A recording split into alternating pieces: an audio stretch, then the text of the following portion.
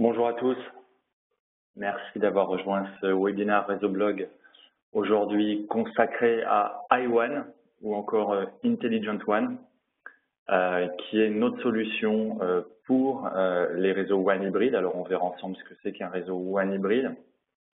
On va voir iOne et aujourd'hui ça va être un petit peu sportif, hein. Je l'annonce tout de suite parce que j'ai envie de vous montrer beaucoup de choses.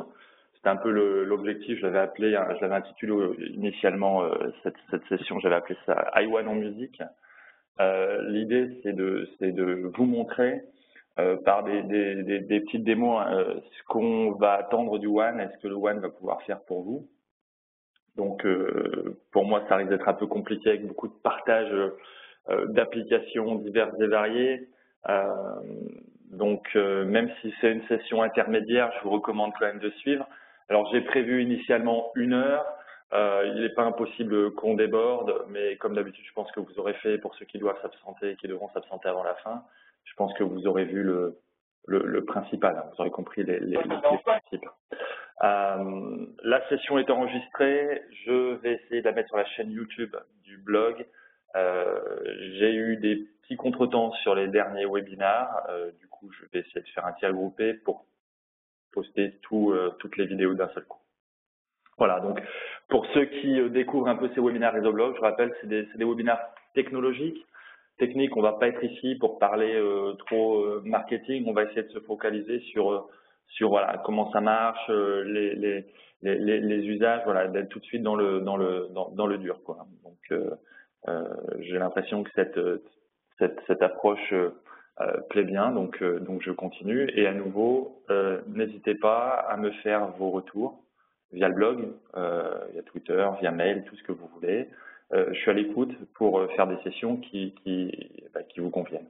Voilà. Donc vraiment, c'est important d'avoir votre retour. Alors l'agenda pour la journée, pour la journée, ça pourrait être un agenda d'une journée en effet, mais on va essayer de condenser ça. L'agenda pour l'heure qui vient, ça va être tout d'abord parler des transitions sur les réseaux WAN. Je vais faire court et comprendre pourquoi on parle de WAN hybride, pourquoi on a fait iWAN. Et dans un deuxième temps, du coup, je présenterai iWAN dans les grandes lignes avant de s'attaquer à tous les piliers technologiques. Et c'est là que je vais enchaîner les petites démonstrations. Voilà. Donc, j'entame directement ma présentation avec les transitions sur le réseau WAN. Que j'ai l'occasion de discuter avec énormément de clients et vraiment c'est quelque chose, je veux dire, à ce niveau-là, j'ai aucune objection et c'est vraiment intéressant, c'est que c'est quelque chose qui a peut-être mis un petit peu de temps pour arriver en France, mais c'est vrai que ça fait depuis 2 ans. On voit vraiment tout le monde partager les mêmes observations sur le WAN, avec un WAN traditionnel qui consistait finalement à dire l'application elle est chez moi, je la connais, je la maîtrise, et du coup mon agence, mon site distant est connecté à mon data center principal, j'ai ma liaison et tout va bien. Tout va bien, je fais ma sécurité au niveau de mon accès Internet sur mon data center. Ce qui est sur mon réseau, je maîtrise parfaitement. Et mon WAN, du coup, pouvait avoir un design, on va dire, assez basique, avec une connexion entre le site distant et le site principal. En France, principalement des VPN MPLS niveau 3. Ce qui se passe, et ça, c'est une observation, je veux dire, qui est vraiment claire, c'est premièrement, on voit une explosion des applications. Et l'application qui, on va dire, il y a 15 ans était sur le poste de travail, elle est passée sur un serveur dans l'agence, elle est passée dans le data center de l'entreprise. Eh bien, maintenant, l'application est parfois dans le cloud, sur l'internet, et en tant qu'administrateur réseau, eh bien, on n'a pas forcément connaissance de cette application. Et ça, c'est la donne, c'est qu'on va avoir les métiers qui vont souscrire à des services applicatifs, sans forcément notifier eh bien, les services réseau, et pourtant on veut que l'application marche. Il va falloir faire en sorte que cette application marche. Donc on a une explosion de ces applications, on a une diversité de la manière dont ces applications sont fournies. Elles sont dans le data center, elles sont sur l'internet, et on a aussi des types d'applications qui vont être vraiment très variés, avec de la vidéo, qui va être de plus en plus utilisé, qui va être à côté d'autres applications qui vont être des applications dites de commodité. Pourquoi? Parce que sur mon agence, j'ai décidé d'ouvrir un SSID Wi-Fi pour des invités qui, eux, vont être plus intéressés pour faire, je ne sais pas, des applications de commodité. Je prends l'exemple d'un magasin, va vouloir offrir à tous ses clients un accès Wi-Fi. Alors sur le même WAN, on va avoir d'un côté des gens qui vont être guests, qui vont faire du Wi-Fi Facebook, et en même temps, on va vouloir faire transiter des applications métiers plus complexes entre l'agence et le data center. Donc on voit bien qu'il y a une diversité des clients, une diversité des usages, une diversité des applications, qui fait que finalement, eh bien, on voit difficilement comment le WAN peut ne pas être impacté. Et c'est vrai que dans beaucoup de projets de construction, de consolidation applicative, on voit tout d'abord des réflexions au niveau du data center, des réflexions au niveau des serveurs, etc. Et finalement, sur un moment donné, il y a quelqu'un côté réseau qui va dire, attendez, il va peut-être falloir se réveiller parce que le WAN, si on veut faire transiter plus de données, il faut peut-être se pencher aussi la question à ce niveau-là. Est-ce que ça va continuer à fonctionner? Donc ça, c'est quelque chose d'important. Et une transition intéressante, c'est de voir finalement dans ce contexte-là, si mes applications sont sur Internet, si j'ai beaucoup plus d'utilisateurs externes à mon entreprise, on voit difficilement comment on va pouvoir garder un seul lien entre le data center et le site, et également comment on va pouvoir garder une sécurité périmétrique. C'est-à-dire à partir du moment où on a des invités sur son agence, on va peut-être rajouter des connexions en direct à Internet depuis les agences, et ça je donnerai un peu plus de détails tout à l'heure. On va peut-être pas pouvoir garder un seul firewall à l'extrémité de son data center, ça n'aurait plus forcément beaucoup de sens. Alors, ce qu'on observe donc, pour résumer, des applications qui vont vers le cloud.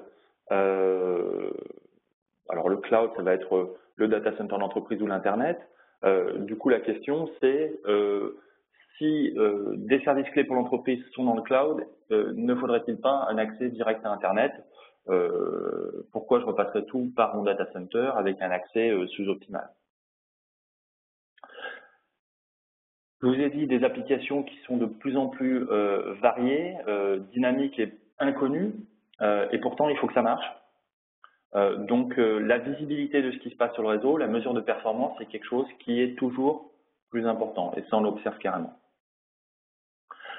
Les accès guests, pareil, si j'ai des guests chez moi, est-ce que je vais vouloir utiliser mon MPLS VPN pour transporter ce trafic guest, ou alors est-ce que je n'ai pas intérêt à prendre une connexion Internet à côté pour le trafic des guests?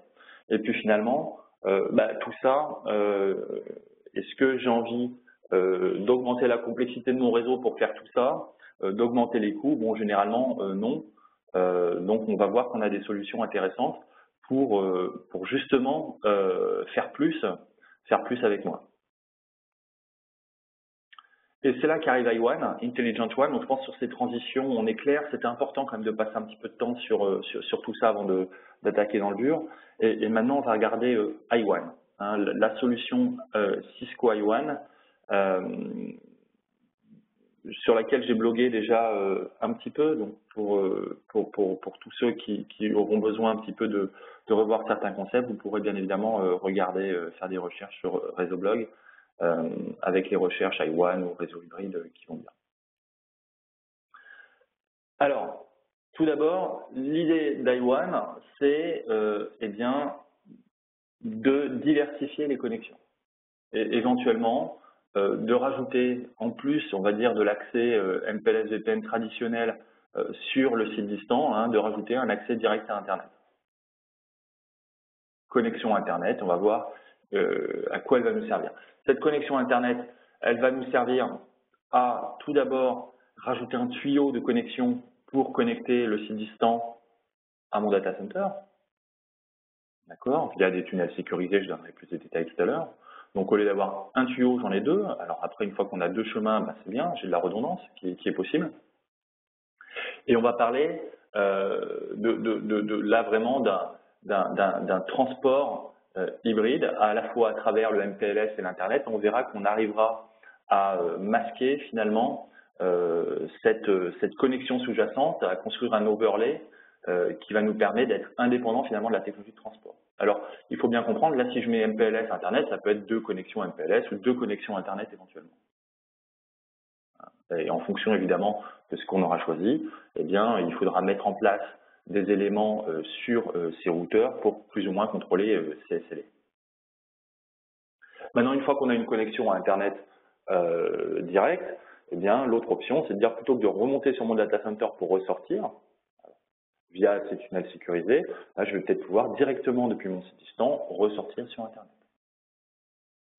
Donc, il faut bien comprendre que cette connexion Internet va me servir à deux choses. Déjà, compléter ma connexion MPLS pour augmenter en débit tout en offrant davantage de redondance. Et deuxième point, avoir un accès direct à Internet.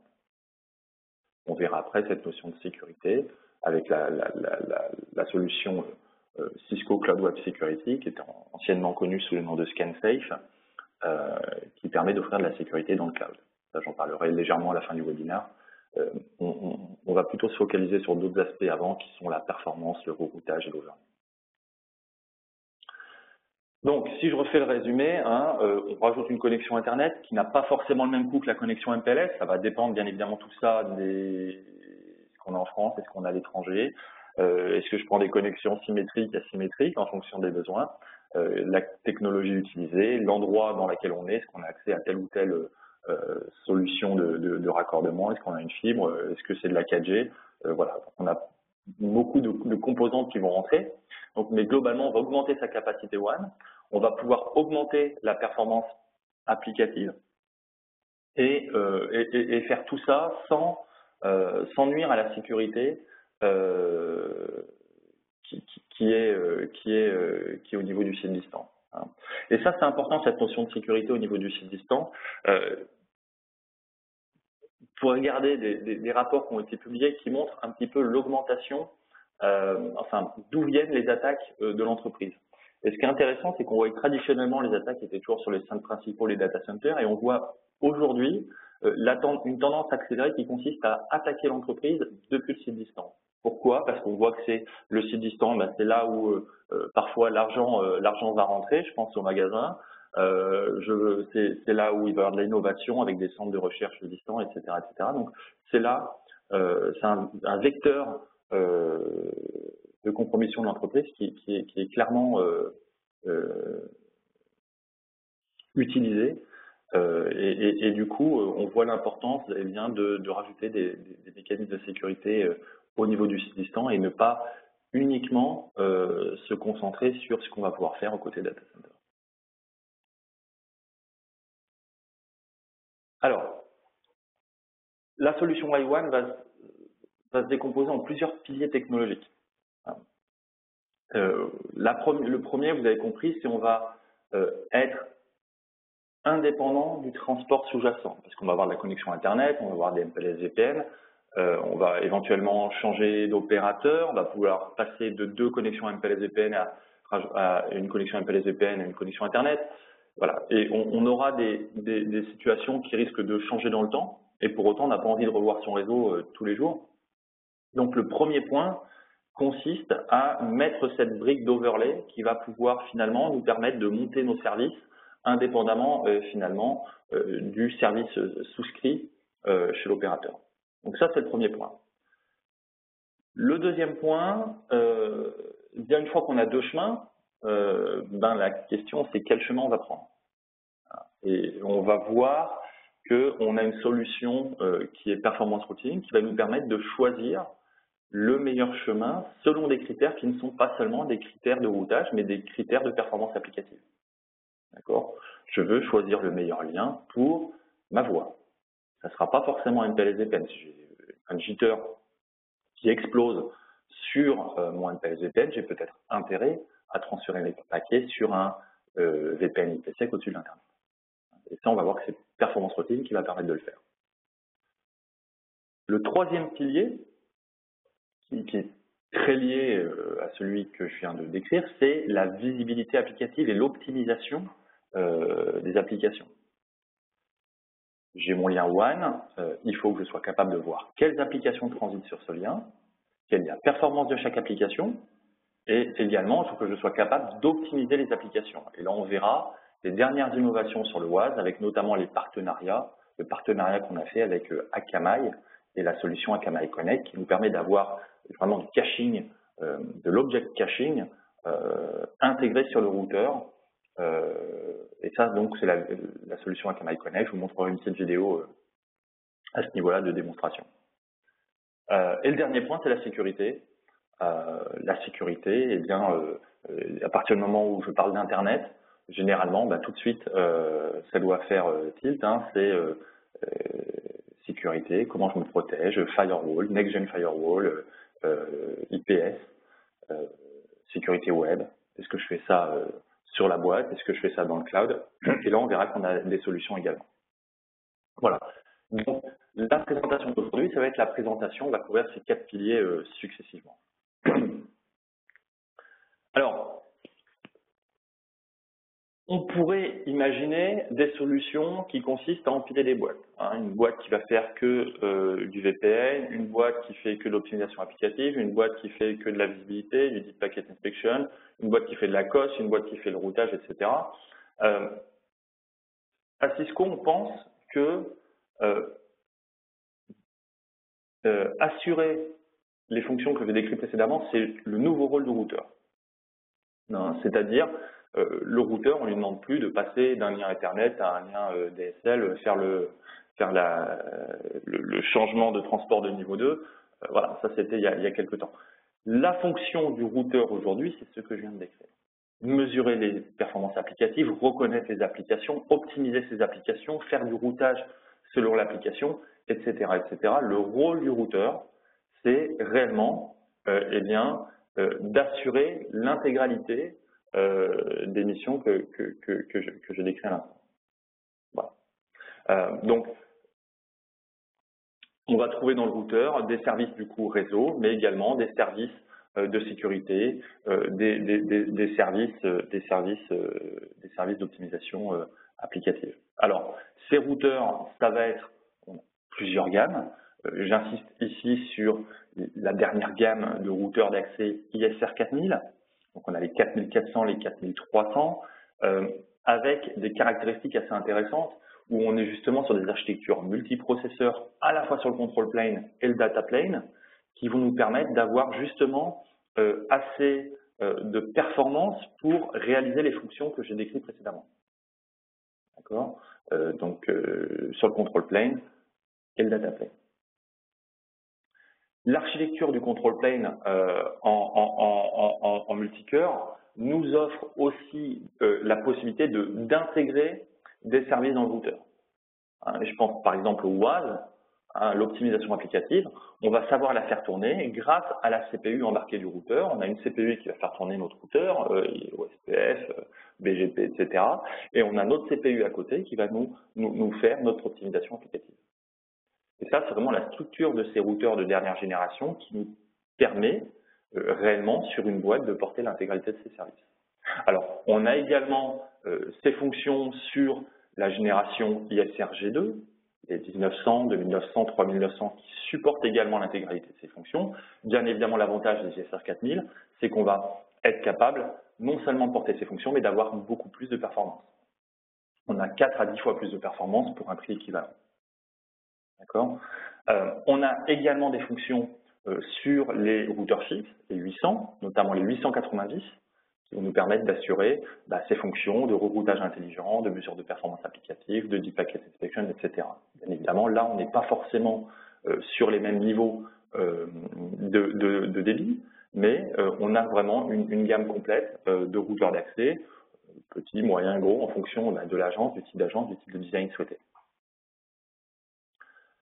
Alors, Pour rappel, et je ne vais pas m'attarder là-dessus, les routeurs 4000, donc on part du 4321 au 4451, donc de 50 mégas à 2 gigas. Et ce qu'il faut voir, c'est pour chaque routeur, on va avoir la possibilité d'augmenter la capacité de traitement de données, de forwarding du routeur via une simple licence d'upgrade. Donc vous prenez par exemple un 4331 qui sera souvent, on va dire, une plateforme qui sera certainement la plus largement adoptée chez nos clients. Eh bien, on part de 100 mégas parce que c'est ce qui suffit dans un premier temps. On a le temps de voir venir. Si jamais on dépasse cette limite, il suffit de faire un upgrade pour passer à 300 mégabits par seconde. Côté data center, on va avoir la possibilité d'utiliser les ISR 4000 si les performances le permettent. Si on a besoin d'avoir un peu plus de performance, on va avoir la gamme des ASR 1000. Et là, je fais juste un petit focus sur le dernier ASR 1000 qui est sorti, l'ASR 1001X, qui nous permet d'avoir de 2 Go 5 à 20 gigabits par seconde de performance avec 6 ports giga intégrés, 2 ports 10 Go. Et ce qui est intéressant, c'est que c'est vraiment un routeur de service. Les services que j'ai décrits précédemment, du Deep Packet Inspection, du firewalling, du reroutage intelligent, de l'IPsec, etc. Tout ça, vous l'avez sur cette boîte également. Donc, on arrive à combiner sur cet équipement la puissance et l'intelligence, et ça, on le fait depuis déjà pas mal de temps grâce au QFP, qui est l'ASIC de la SR1000, le Quantum Flow Processor, qui est réellement qui nous permet réellement de concilier à la fois agilité et performance. Alors, les piliers technologiques iOne. Le premier, c'est l'indépendance par rapport au transport.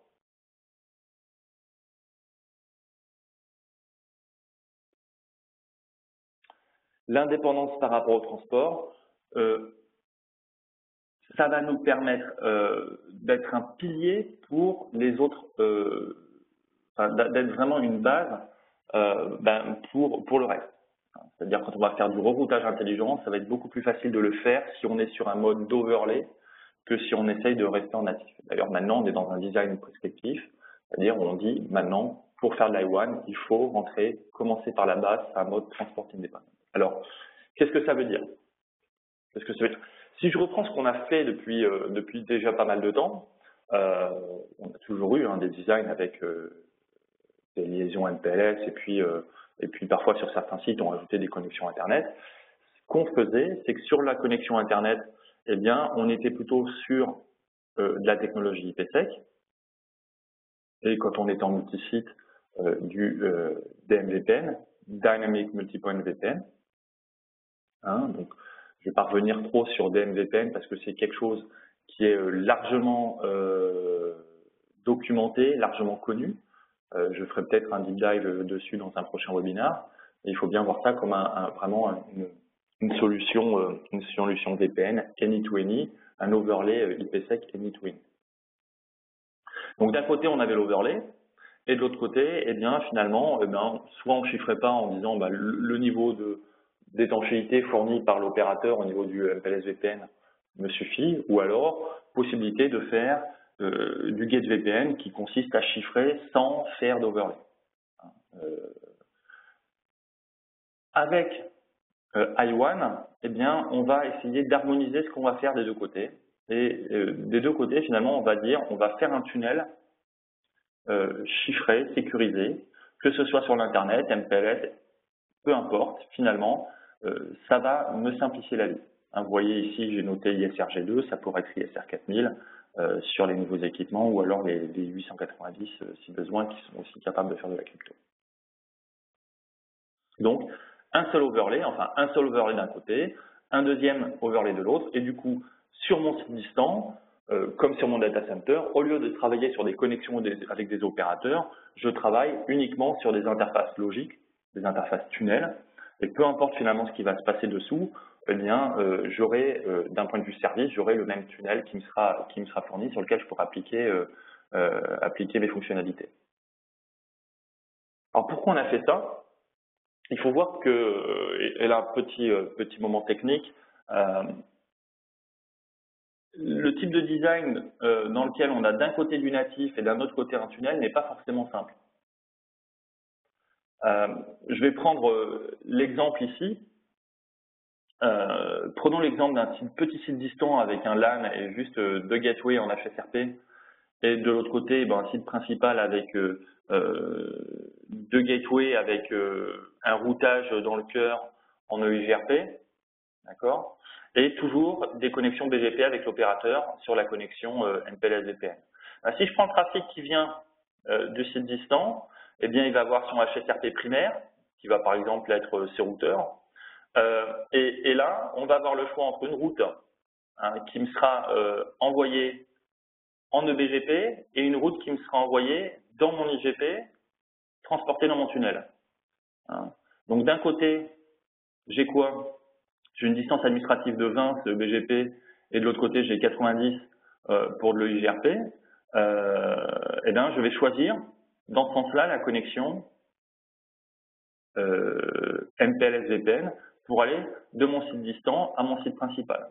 Maintenant, si je regarde dans l'autre direction, si je fais rien, la base, eh bien, j'ai le choix, j'arrive sur un premier routeur, généralement je ne tombe pas directement sur mon routeur d'accès, j'arrive sur un premier routeur qui me propose deux routes. Une route EIGRP transportée dans le tunnel, donc EIGRP interne, distance administrative 90, et une route EIGRP redistribuée depuis mon routeur à prise en BGP, distance administrative 170. Donc si je ne fais rien, par défaut, le trafic dans l'autre sens, il passe dans le tunnel.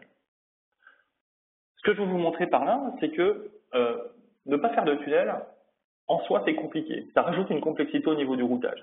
Surtout que là, aujourd'hui, ça va être du BGP. Prochain opérateur, ça se trouve, vient me dire de faire ça avec du statique ou alors du RIP, etc., etc. Donc, on va être finalement tributaire. À chaque fois qu'on va changer d'opérateur, c'est pas que je recommande de changer d'opérateur, mais à chaque fois qu'on va modifier ces connexions, eh bien, on va se poser, on va avoir à redéfinir un design. Alors que dans le mode I1, finalement, on construit nos tunnels, on travaille sur notre connectivité sous-jacente, mais elle ne va pas du tout impacter notre routage.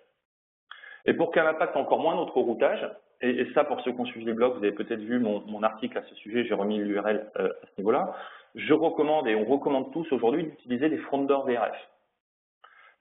La front door VRF, c'est simple, ça consiste à dire, le trafic qui passe dans le tunnel, il va être éventuellement dans la globale. Par contre, mon interface qui va connecter, il faut voir ça, alors j'aurais peut-être dû ouvrir une petite parenthèse, ça c'est mon routeur d'accès, avec deux VRF, en fait, on a mis deux VRF, donc on a montré deux réseaux. Donc j'ai mon tunnel, je vais lui demander d'avoir comme VRF source une VRF qu'on dit front door, c'est-à-dire qui ne sert qu'à accueillir la connexion à Internet. Donc vous l'avez ici, vous avez votre VRF Internet qui se contente d'accueillir la connexion Internet, qui n'a pas de connexion vers le reste de votre réseau, et vous vous servez uniquement de cette VRF pour abouter votre tunnel. Ce qui fait que peu importe le routage que vous allez faire à ce niveau-là, il va être dans cette VRF Internet ou dans cette VRF MPLS ou cette VRF opérateur A, opérateur B, etc. D'accord?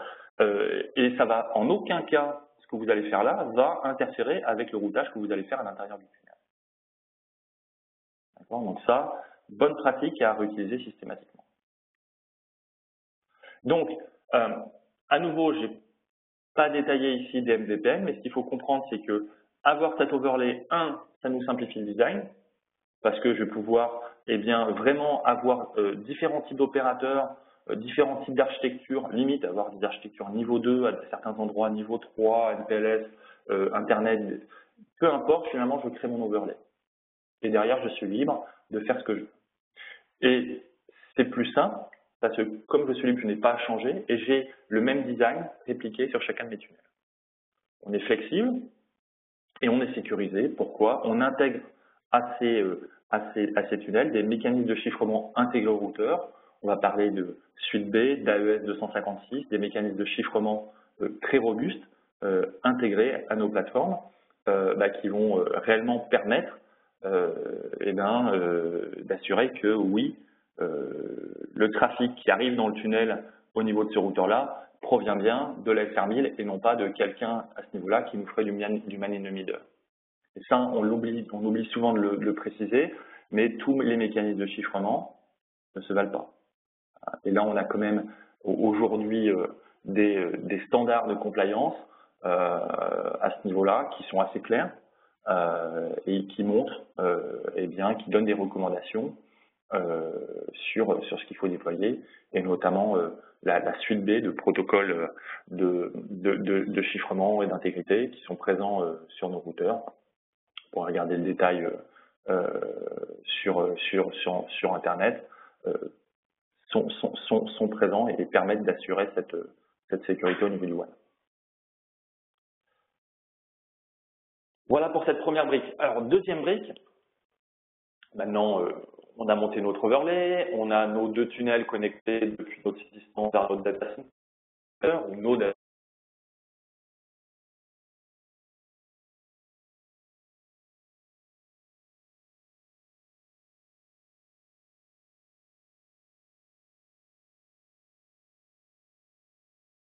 Alors, PFR va nous permettre de faire 2 types d'actions. Depuis la version 3, on a 2 types d'actions. On va avoir la possibilité de définir des classes de trafic qui seront routées selon la performance. À savoir, voix vidéo, on va dire de mon site distant vers mon data center, la voix, la vidéo va passer par la liaison MPLS, par le tunnel construit au-dessus du MPLS. Si j'ai un problème de performance, alors je vais basculer sur la connexion Internet. Pour pouvoir définir des actions simples, donc très déterministes, en disant, moi, ma voix, ma vidéo, a priori, il n'y a pas de raison que ça passe ailleurs que sur ma connexion MPLS VPN. Par contre, si ça doit basculer, parce qu'il y a un problème, je le bascule. Et on a, avec PFR, une autre action qui est possible. On a des classes de trafic qui vont être non routées selon la performance, mais pour lesquelles on va vouloir utiliser un maximum de la capacité disponible. Je prends l'exemple du Facebook de vos invités sur le site distant. Peu importe que ça aille finalement sur une connexion avec 2% de perte de paquets, c'est du web, c'est pas du transactionnel, ça va fonctionner au final. Et ce qui vous intéresse, c'est que vous utilisiez un maximum de la capacité disponible. D'accord? Donc voilà, donc c'est les actions qu'on va pouvoir faire. Et là, je vais tout de suite passer sur petite démo, en espérant. Ah oui, il faut que je relance mon client.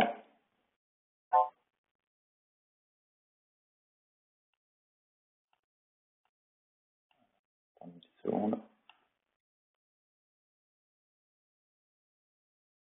Je lance le client d'une application qui s'appelle Live Action. J'ai décidé de montrer mes démos. Je vais montrer un petit peu de produits Cisco, des produits non Cisco, pour montrer qu'on est également ouvert sur le management. Et c'est une volonté, vraiment, on veut rester ouvert sur le management. On n'a pas envie de vous bloquer avec nos outils. Voilà. Donc là, vous voyez, normalement,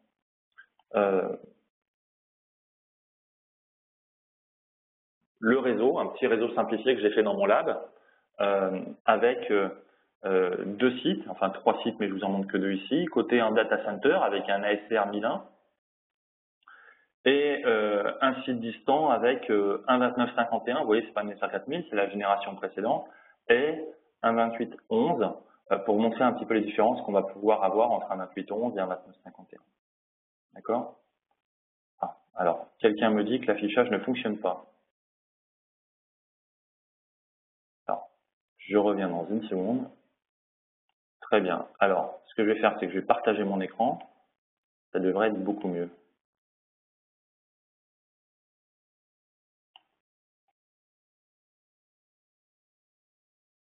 Est-ce que quelqu'un peut me confirmer dans le chat que c'est mieux?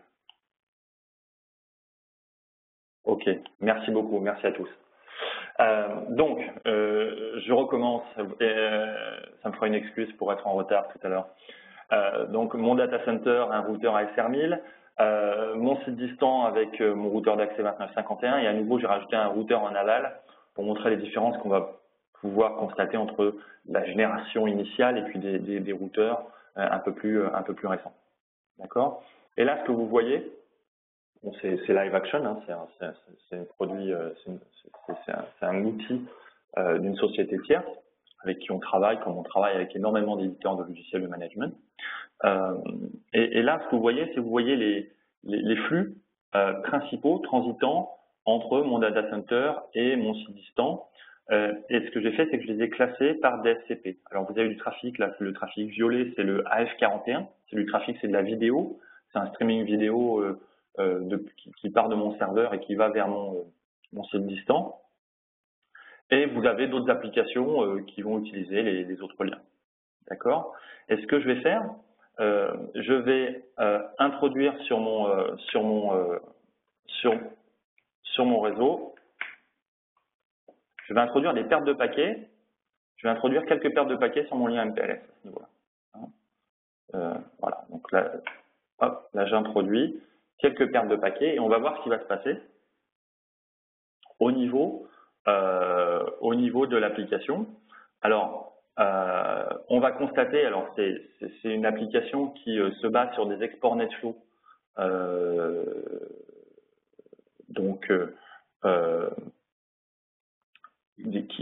qui observe le trafic qui va transiter par le routeur.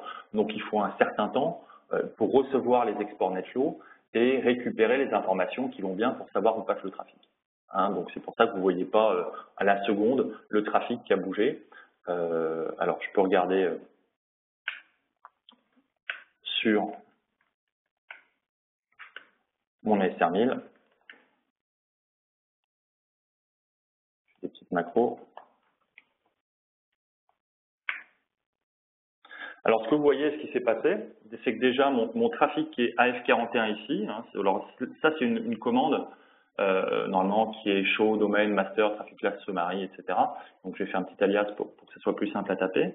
Et là, vous voyez les classes de trafic, hein, c'est-à-dire, vous voyez que pour tout ce trafic avec le DSCP AF41, finalement, maintenant, on est routé sur Internet. On a basculé sur la connexion Internet. Et on va le voir au bout d'un petit moment. Alors ça peut prendre un peu de temps, le temps que les exports NetFlow arrivent. On voit bien que maintenant le trafic passe sur Internet. Alors on n'a pas complètement rafraîchi la connexion, on continue de passer un petit peu sur MPLS. C'est pas que le trafic passe encore, mais c'est que l'application a gardé les derniers flow records et n'a pas complètement clearé son cache. Et voit le trafic qui passe sur les deux. Mais si je refais un refresh dans quelques secondes voire minutes, pardon, on va voir le trafic complètement passer sur Internet. Voilà. Là, j'ai reçu une alerte. L'outil de management a bien une information. Attention, il s'est passé quelque chose côté PFR et on pourra regarder le détail de l'alerte pour voir, oui, j'ai un souci de performance sur le lien MPLS et on a basculé la session. D'accord? Alors, ce que je vais faire maintenant, et ça, ce sera pour la session d'après, je vais jeter cette connexion-là pour forcer le trafic à aller sur ma connexion MPLS qui est dégradée.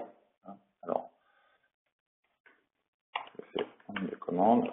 Voilà, interface tunnel 1. Vous voyez, je travaille que sur les tunnels shutdown. Alors, ce qu'on a également, c'est que sur l'application, quelque chose que j'aime bien, c'est on a également d'autres systèmes pour voir un petit peu ce qui se passe sur le réseau. Et là, on voit le résultat de probing IPSLA. Hein, vous savez, c'est des sortes de pings qui sont générés par les routeurs. Là, je vois que j'ai une dégradation de trafic orange entre cette connexion et celle-là. Et puis là, on voyait que c'était vert, mais avec comme je viens de chuter la liaison, au bout d'un petit moment, on va voir que ça va devenir rouge. D'accord ? Allez, je reviens sur la présentation. Maintenant, PFR, vous avez compris ce que ça fait.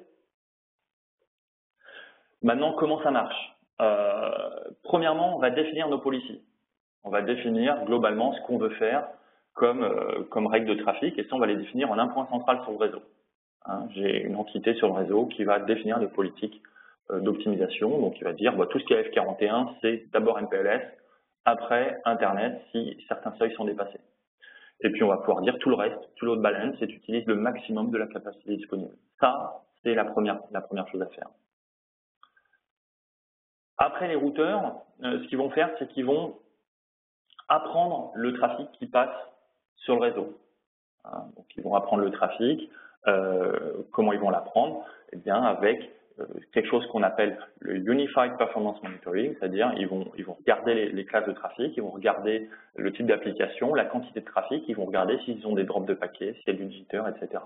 Ça, c'est le routeur qui fait ça.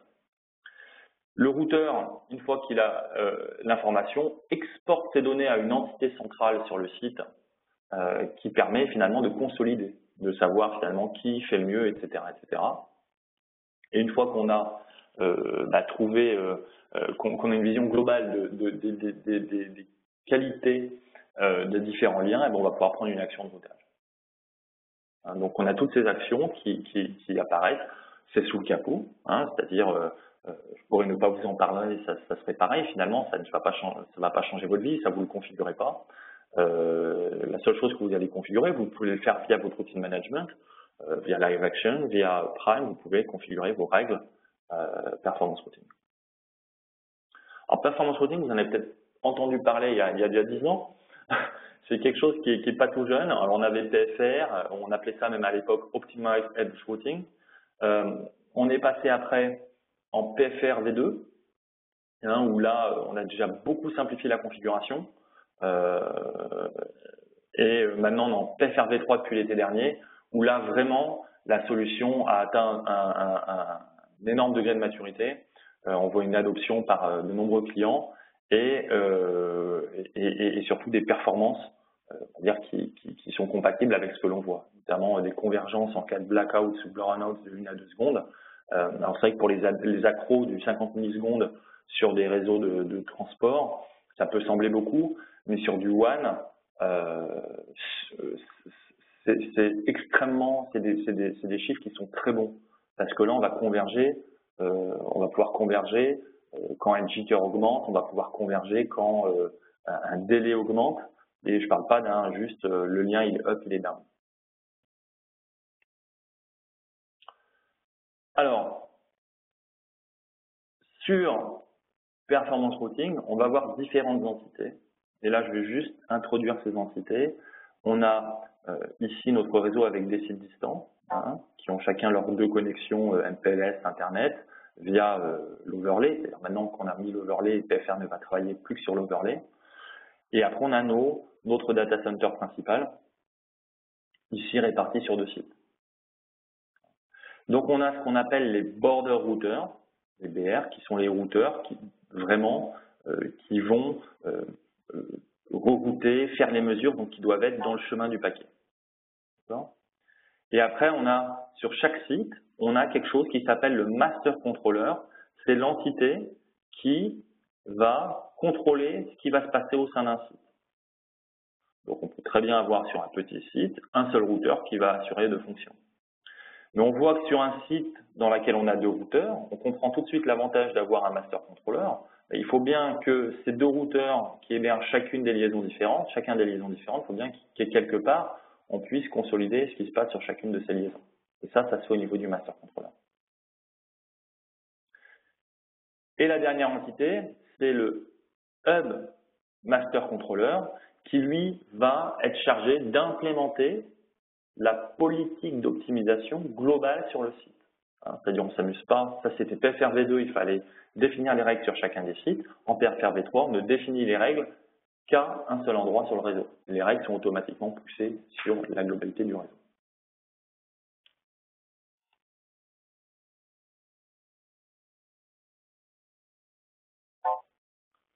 J'ai mon PowerPoint qui a des petits moments de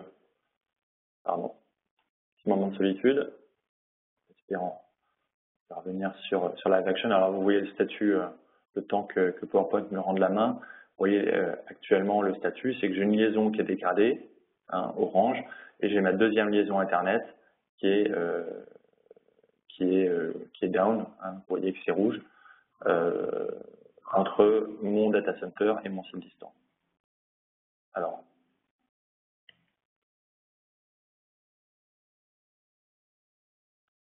je pense que je vais relancer PowerPoint pour une seconde.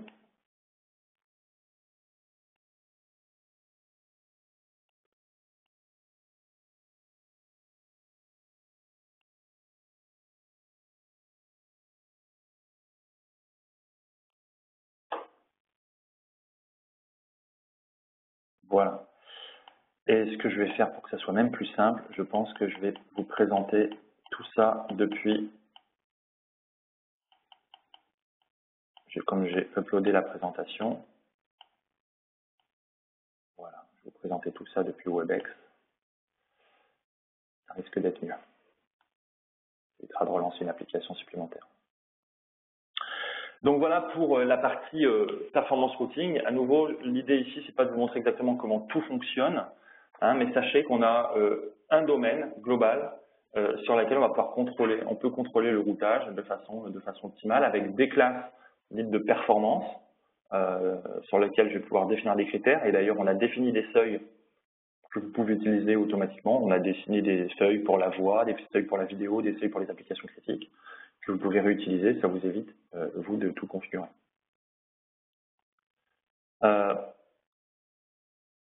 On passe sur le troisième volet qui est l'optimisation applicative. Hein. L'idée, c'est la suivante, et ça on le voit bien quand on est côté réseau, eh bien, il y a toujours quelqu'un pour qui ça marche pas. Et la question, c'est de savoir, eh bien, pourquoi mon application marche pas. Alors, côté data center, côté applicatif, on dit, oh, de toute façon, moi, ça a l'air d'être bon, mes serveurs sont bien. Et puis, côté réseau, bah, c'est pareil. Moi, ça a l'air d'être bon, ça doit être l'application. Et c'est difficile de trouver d'où le problème vient. Et finalement, on passe énormément de temps en troubleshooting, on se déplace sur des sites, on va rajouter des boîtiers, on va faire des tests. Et finalement, on se rend compte que, eh bien, on a sur nos routeurs la capacité de faire des tests simplement, sans se déplacer, et même d'être proactif sur ces tests, puisqu'en continu, on peut avoir les résultats des mesures applicatives. Alors, la première chose qu'on va pouvoir faire, c'est du Deep Packet Inspection. Et là, vous voyez, c'est traditionnellement, si vous regardez sur un réseau, vous allez avoir des protocoles unknown, de l'HTTP, HTTPS, et dès que vous activez du Deep Packet Inspection, bah là, vous voyez réellement les applications qui sont transportées dans votre réseau. Et quand vous devez justifier des augmentations de bande passante, eh bien, vous êtes bien content de pouvoir avoir ce type de tableau de bord, parce que si vous voyez que vous avez 80% de votre bande passante qui est utilisée pour autre chose que du business, eh bien, vous pouvez éventuellement, au lieu d'augmenter la bande passante du WAN, vous pouvez prendre quelques actions, on va dire, sur le traitement de ces applications. Je vais vous montrer un tableau de bord sur Prime Infrastructure. Si, je vais essayer de vous montrer tout ça.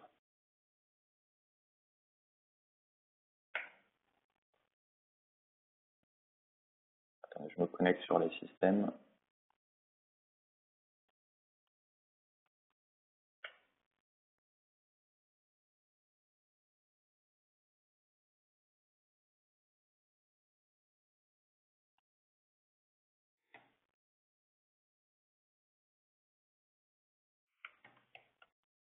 Avec la bonne adresse, c'est mieux.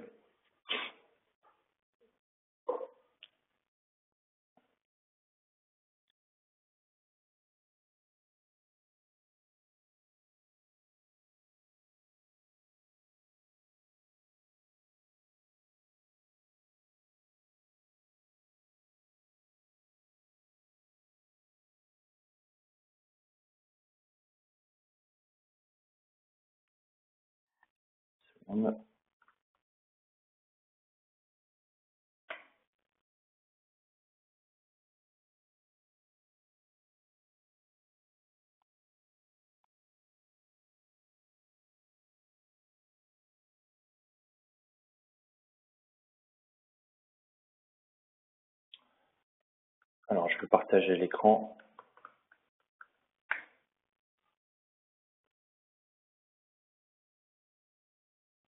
secondes. Alors, je vous ai dit que ça serait sportif. Vous voyez, j'ai tenu parole.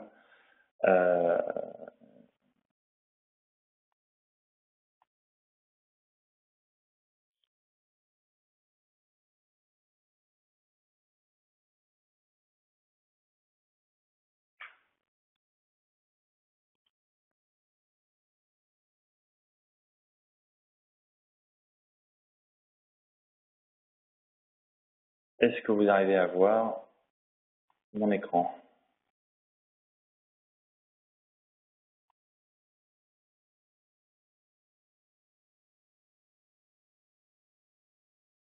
Ouais, ok, merci. Je suis ici sur Prime Infrastructure et vous voyez, vous vous rappelez, j'ai mis un 2951 et derrière j'ai mis un 18 quelque chose. Donc sur un des devices, j'ai activé du Deep Packet Inspection. Vous voyez ici, on a du VLC Stream, Google Docs, JTalk Receiver IP, du Netflix, etc., Google Services, Flash Vidéo, Facebook. Là, j'ai une visibilité de mon application. D'accord? Ici, sur mon 18, sur un routeur, on va dire, traditionnel, qu'est-ce que je vois? Secure HTTP, Unknown HTTP, etc. D'accord? Maintenant, si je veux voir qui fait une application, eh bien, je peux faire du drill down, je clique sur une application et je regarde non seulement qui sont les clients, d'accord, qui sont les serveurs, je peux regarder dans le temps comment évolue l'utilisation de mon application et je peux encore faire du drill down par utilisateur en regardant lui ce 1.4.1.1 qui fait globalement, d'accord, avec à nouveau des rapports sur ce client particulier, qu'est-ce qu'il va faire dans le temps, d'accord. Donc ça c'est la partie réellement visibilité applicative. Maintenant, je reviens sur WebEx, sur la présentation. Maintenant, on va voir plus que l'application. Donc cette application, on voit tout ça grâce à un moteur d'API qui s'appelle NBAR2. On va pouvoir voir plus que l'application, on va pouvoir mesurer la performance des applications. Et ici, on a globalement deux familles d'applications. Eh bien, des applications real-time, voix vidéo, donc ça sera du RTP, avec des caractéristiques bien particulières. Et on va avoir des applications TCP pour lesquelles la mesure de performance se fait complètement différemment. Et on va être capable sur le routeur d'avoir la mesure de performance à la fois pour les flux voix vidéo et à la fois pour les flux TCP, les applications critiques. Et pour vous donner une idée, on va être capable, avec un point de mesure sur un routeur dans le chemin entre le client et l'application, on va être capable de mesurer la différence entre le délai applicatif et le délai réseau. Et ça, on va voir comment ça évolue dans le temps. On va être capable de le voir. Pour que ça soit plus parlant, je vais vous faire plutôt une démonstration avec alors, je vais repartager mon bureau avec Live Action et je vais revenir sur mes petits flux qui sont là. Donc, je vais regarder mes flux, je vais faire un refresh. Vous voyez que les flux passent en haut et je vais regarder d'un côté mesure de performance applicative. Alors, on voit déjà que j'ai des alertes. Alors, moi, j'ai des alertes qui me disent, globalement, j'ai beaucoup de pertes de paquets sur mon application. Alors, on voit que mes routeurs me remontent pas mal d'informations comme quoi il y a des problèmes de performance applicative. Donc, si je vois mon flux en question qui est ici, je vais pouvoir assez simplement regarder, faire un flow path analysis et regarder où est le problème. Alors, je vois que j'ai un ASR 1001 qui me dit que tout va bien. Après, que j'ai un 2951 qui me dit que j'ai pas mal de pertes de paquets. Et j'ai un 2811 qui me dit que j'ai pas mal de pertes de paquets. Donc, a priori, ça doit être assez facile de voir où est le problème. Et pour que ça soit encore plus évident, je fais un show path. Et là, à moins, on va dire, d'avoir un peu trop arrosé le déjeuner du midi, on voit réellement, enfin, on peut facilement comprendre où est le problème et on sait qui appeler qui appelait, quel opérateur contacter, parce que on peut ici bien imaginer que le problème est à ce niveau-là. Hein. Sur le data center, l'application fonctionnait bien, sur la branch, il fonctionne pas bien. Donc a priori, il s'est passé quelque chose de mieux. D'accord? Donc ça, je l'ai fait sans sonde, sans appliance, c'est le routeur qui me donne ces informations. D'accord? Donc là, c'est sur des flux live. Je peux également avoir des dashboards qui m'indiquent globalement entre quel site et quel site la performance est bonne, mauvaise, etc. etc. Et là, c'est pas l'objectif ici de rentrer dans tous ces détails. Vous pourrez, évidemment, si vous êtes intéressé, on pourra discuter plus longuement de tout ça. Donc, je reviens sur ma présentation. Je vais quand même essayer.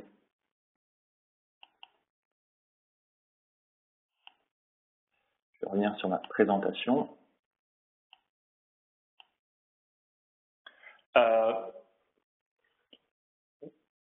Une fois qu'on connaît la performance applicative, on va pouvoir définir des règles. Je vous ai dit des règles de reroutage, on peut faire des règles de COS. La COS, on va pouvoir la définir par application et non pas forcément par champ, par port UDP, TCP. Hein. Ça va être beaucoup plus simple de faire une règle match YouTube, match BitTorrent que de faire une règle match TCP 80 qui va peut-être prendre un peu trop de choses, ou alors des règles sur lesquelles on ne va pas être capable de définir clairement quelle application est matchée par tel access list. Donc on a vraiment ici une flexibilité assez importante. Autre volet maintenant de la performance applicative, c'est l'optimisation. Juste avant, c'est vrai que j'ai rajouté cet élément hier. J'ai trouvé ça intéressant de vous en parler parce que c'est assez récent. À partir du moment où on va prendre des connexions de type Internet qui peuvent être même des accès, je vous ai dit, des accès LTE, des accès radio, à des débits qui ne sont pas forcément maîtrisés, eh bien, vous avez le risque, quelque part, que vous souscriviez un accès à 5 mégas à Internet, mais qu'au final, le débit réel n'est pas de 5 mégas. Pourquoi? Parce que vous avez des congestions entre opérateurs, vous avez des problèmes qui font que ces 5 mégas ne sont pas théoriquement atteints. Donc, ce qui se passe, le problème, c'est que vous pensez à ce niveau-là que la qualité de service est bonne, donc vous laissez passer jusqu'à 5 mégas de trafic sans prioriser les bonnes applications. Ce qu'on va être capable de faire, c'est on va avoir de l'adaptative cost qui va automatiquement ajuster le shaper au niveau de chaque routeur en fonction du débit réellement disponible sur le lien entre le data center et le site distant. Le data center et le site distant. En gros, vous êtes data center, vous observez des congestions, vous voyez bien que vous n'aurez pas 5 mégas de trafic, vous allez avoir 4 mégas de trafic, vous allez shaper à 4 mégas. Alors certes, vous aurez moins de capacité disponible, mais l'avantage, c'est que c'est au niveau de ce routeur, eh bien, vous allez faire passer les bonnes applications. Et vous n'allez pas faire passer 5 mégas de trafic, vous allez en faire passer que 4, donc vous savez que ça va aller jusqu'au bout, et les 4 mégas que vous allez faire passer, ce sera les bons. Ce sera vos applications critiques. Vous aurez fait les choix en amont. Parce que sur votre connexion Internet, vous vous doutez bien que ce n'est pas à ce niveau-là que vous allez avoir une cost, on va dire une cost garantie par application. Donc c'est à vous de la faire sur les équipements, et ça, on le supporte sur nos routeurs. L'autre élément, on a parlé mesure, visibilité, c'est l'optimisation en tant que telle. Alors, on a de la compression, du caching, etc. Je ne vais pas vous faire toute l'histoire de notre solution WAS d'optimisation applicative. Je vais insister ici sur les nouveautés. Hein, donc, WAS.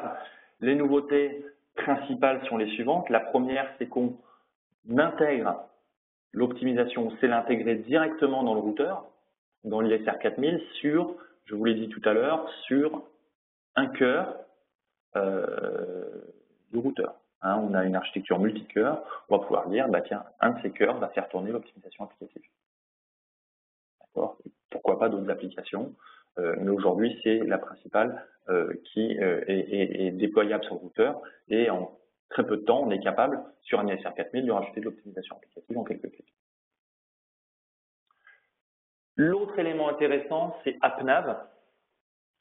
AppNav qui est une solution d'optimisation, qui est une solution qui va permettre, je pourrais vous le présenter comme étant un WCCP v3. C'est un mécanisme qui va vous permettre au niveau du routeur de mieux intégrer vos boîtiers d'optimisation. De dire finalement le trafic qui est là, je vais le traiter sur tel boîtier d'optimisation ou tel autre. D'accord? Et ça, je vais vous faire une toute petite démo, dont je vois que j'ai dépassé largement. Mais je pense que tout ça en intéressera quelques-uns. Je vais couper mon application Live Action. Je n'ai plus besoin. Hop. Je me log sur le WAS Central Manager.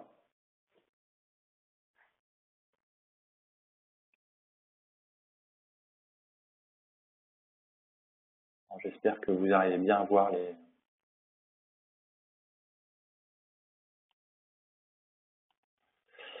Et là, ce que je vais faire, c'est que je vais pouvoir définir des clusters AppNav. Et ce directement depuis le Central Manager, je vais pouvoir... Alors,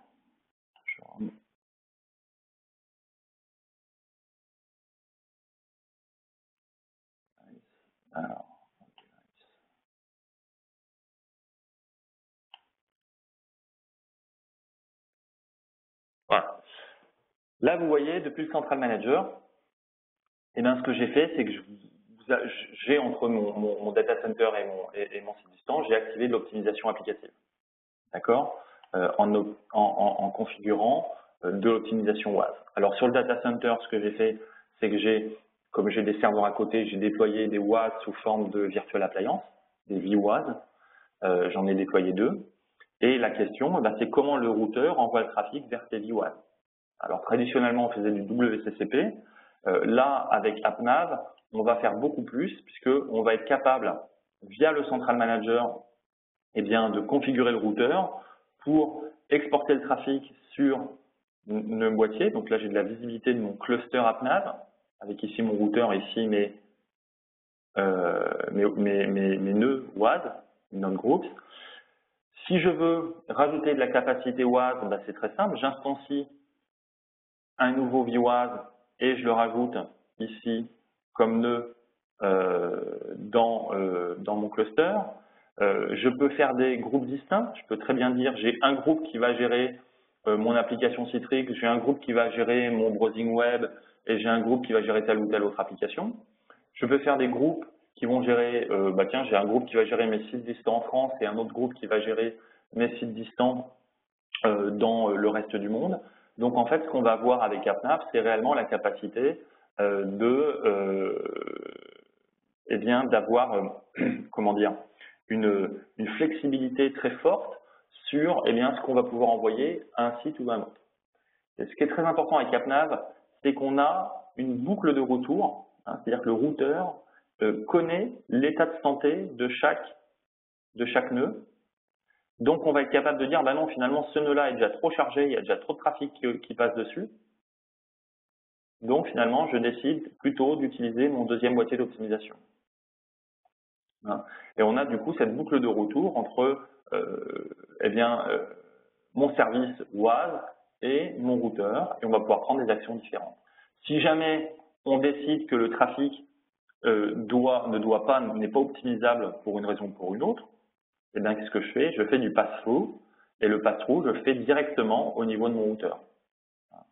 Alors ça, c'est super intéressant, c'est-à-dire on est réellement optimal, on ne va pas envoyer du trafic à un boîtier pour finalement se rendre compte que le boîtier ne peut rien faire, le trafic revient et on l'envoie sur la liaison.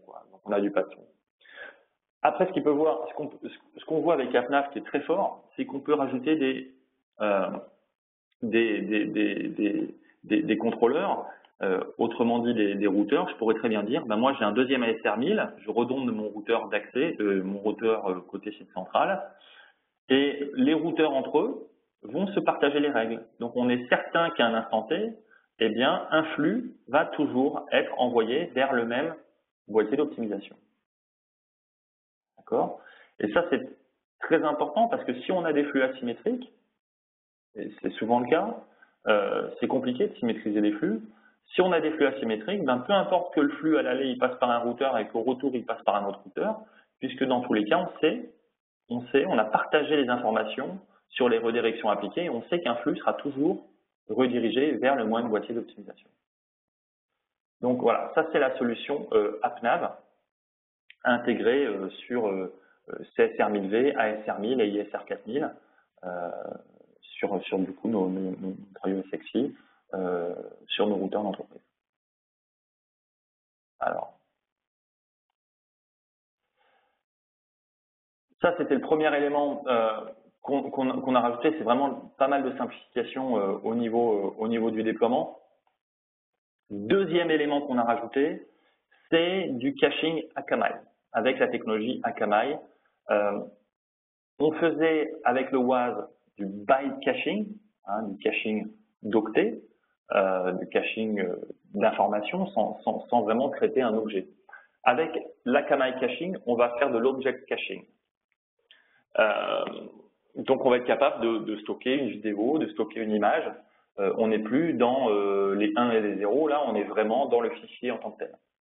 Et ça c'est fort parce que dans un mécanisme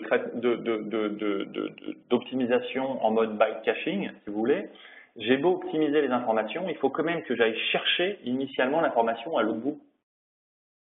Donc si j'ai par exemple de la latence, eh bien oui, les données seront optimisées, j'aurai de l'optimisation de TCP, j'aurai des données compressées, mais je dois quand même faire une requête qui doit aller à l'autre bout de la chaîne.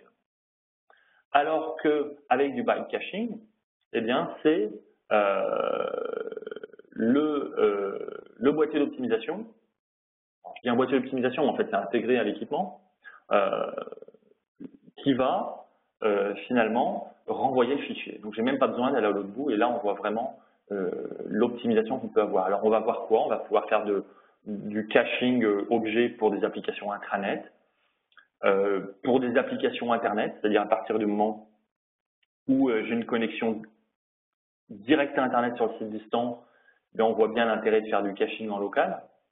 C'est-à-dire si je repasse plus par mon site central sur lequel j'ai un autre boîtier d'optimisation, il faut bien être capable d'optimiser, de cacher sur le nœud local. Donc on va pouvoir faire du caching intranet, du caching internet. On va être capable de prépositionner du contenu. On a des choses qui sont vraiment très bien quand on a des streaming vidéo dans les pages web. Eh bien on est capable de faire de la réplication. Si par exemple vous avez 10 personnes qui veulent en même temps regarder le mot du directeur streamer en direct sur une page web, eh bien vous n'avez pas besoin d'avoir 10 fois le flux reçu depuis le site central. On va répliquer depuis le cache, depuis le boîtier WAS, on va répliquer le trafic vidéo correspondant. Alors là, je vais vous montrer une petite vidéo. J'espère que ça va fonctionner comme il faut. Et je vais partager, alors une petite seconde, partager ma vidéo.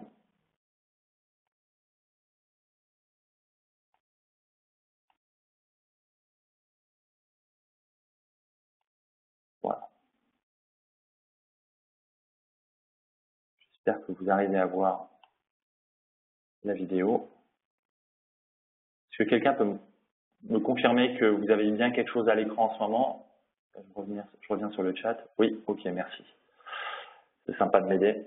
Alors, là, c'est un petit design avec un routeur distant, un routeur d'accès, connecté à Internet à 3 mégas, sur lequel on a rajouté une solution WAS qui est dans un module directement intégré sur le routeur. Et là, on a deux, vous avez vu, il y a deux hosts, un host qui est optimisé et un host qui n'est pas optimisé. Et là, ce qu'on va faire, c'est que, alors je fais une petite pause, faut bien comprendre qu'un plugin a été rajouté sur la page pour non seulement montrer le temps de chargement de la page, mais également ne pas cacher les informations dans le... On ne cache pas les informations, sinon ça serait trop facile quand on fait des refresh. On ne va pas chercher d'informations sur Internet. Donc là, systématiquement, il n'y a aucun caching qui est fait. Pour voir le caching qui est fait sur Akamai. Donc on a deux hosts, un qui est optimisé, un qui n'est pas optimisé. Et vous allez voir un petit peu comment ça se comporte. Hein, d'un côté, la connexion optimisée, de l'autre côté, celle qui ne l'est pas. On voit dès qu'on a des contenus, enfin des pages web traditionnelles avec des contenus assez évolués, on voit la rapidité d'un côté, la différence de l'autre. Alors, ce qui est intéressant, c'est qu'on a chargé une vidéo, et là, la vidéo qui avait déjà été vue sur ce site-là a été déjà cachée.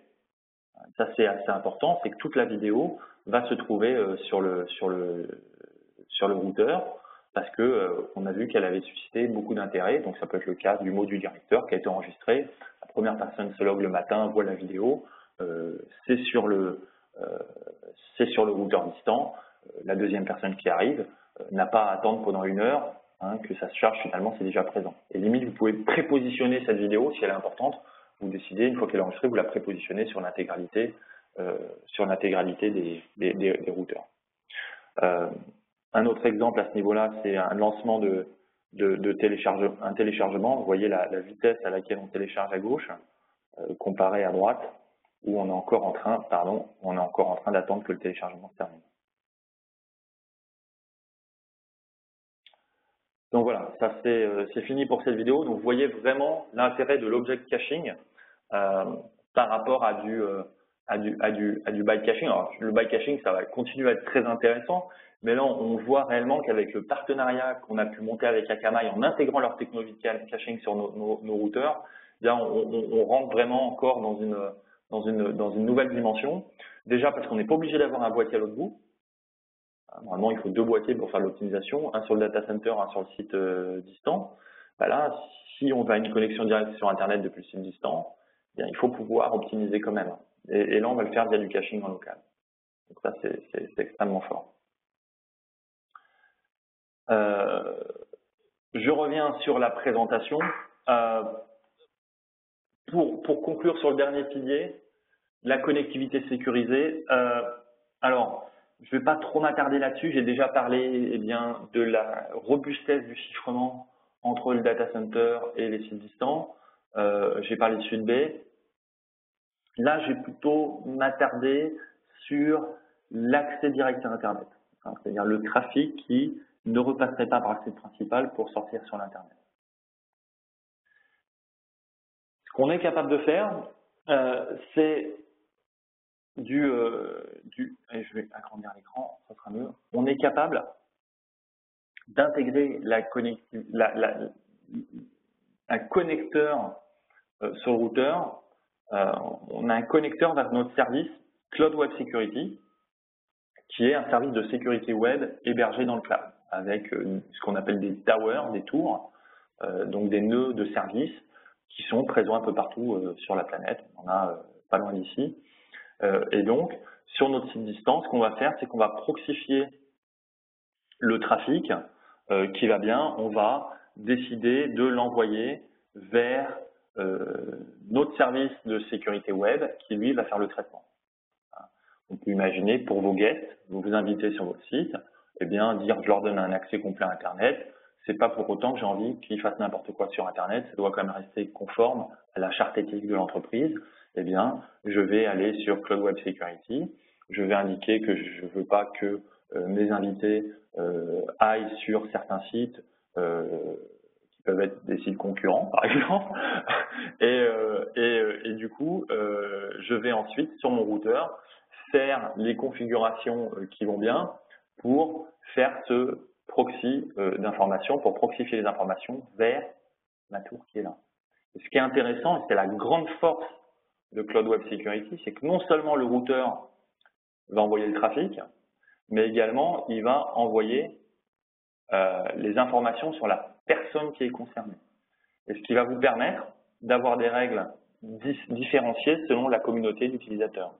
En gros, des guests auront peut-être certains droits le personnel sur site aura peut-être d'autres droits. Et ça, vous allez pouvoir le faire tout en préservant l'anonymat des personnes qui sont connectées. Hein, pourquoi? Parce que tout ça, c'est chiffré. D'accord? Vous n'êtes pas sur un simple tunnel GRE sur lequel on sera obligé de faire transiter l'identité des gens qui se connectent en clair. Ça, c'est extrêmement, extrêmement puissant.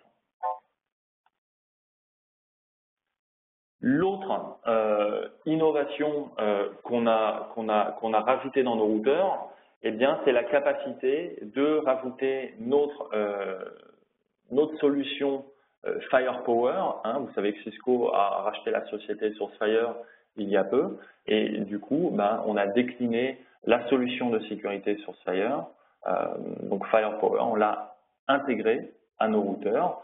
Aujourd'hui, c'est un service de détection d'intrusion qui va pouvoir s'installer sur un service module intégré dans le routeur. Hein. Donc, dans le service module, vous allez pouvoir faire tourner de l'optimisation applicative, du deep packet du mécanisme de détection d'intrusion, mais également des applications métiers, des serveurs d'impression, des serveurs de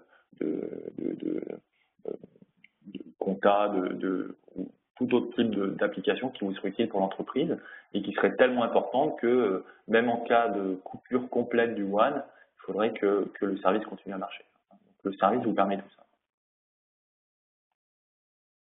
Voilà.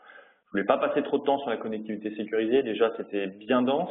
Là, j'avoue être arrivé à la fin un peu épuisé entre toutes les démos, tous les outils que j'ai pu utiliser pour ce webinaire. Je prendrai quand même les questions à la fin en Q&A. Hein, donc, posez vos questions dans le Q&A, je regarderai, j'essaierai de répondre du mieux possible. Pour conclure, je vous épargne des slides marketing.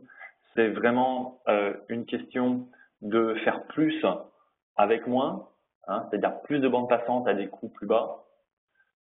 Diversifier les chemins, donc du coup, qu'est-ce que je fais? J'ai plus de robustesse dans ma connexion. Je peux garantir du coup des SLA, puisque si j'ai un problème sur un chemin, vous avez vu que je peux le mesurer, je peux voir le problème et je peux prendre des décisions de COS ou de reroutage pour passer sur un autre chemin. Et je peux également optimiser, c'est-à-dire mieux utiliser mes liaisons, faire passer plus de trafic via la solution WAS, que ce soit avec des algorithmes d'optimisation comme le partenariat qu'on a avec Citrix pour faire de l'optimisation de tout ce qui est ICA, de toutes les optimisations, je vous ai parlé de l'object caching Akamai, et comment vous allez pouvoir l'intégrer simplement avec AppNav. Donc ça, voilà, ça c'est vraiment une question de faire plus sur le site distant. Hein. C'est quand même frustrant d'imaginer que quelqu'un parce qu'il travaille sur un site distant, mais il ne peut pas travailler comme vous. Bon, là, vous donnez la possibilité à chaque employé de travailler dans des bonnes conditions. Et puis, tout ça de façon sécurisée. Pourquoi? Parce qu'on a des tunnels chiffrés, parce qu'on a des mécanismes de sécurité web, d'IPS, de firewall qui sont intégrés dans le routeur. D'accord? Et là, vous pouvez faire vraiment de l'offload Internet, envisager un accès direct à vos applications qui sont dans le cloud sans avoir à repasser dans le data center. Voilà. Donc, c'est tout pour aujourd'hui. Merci à tous d'avoir rejoint ce webinaire.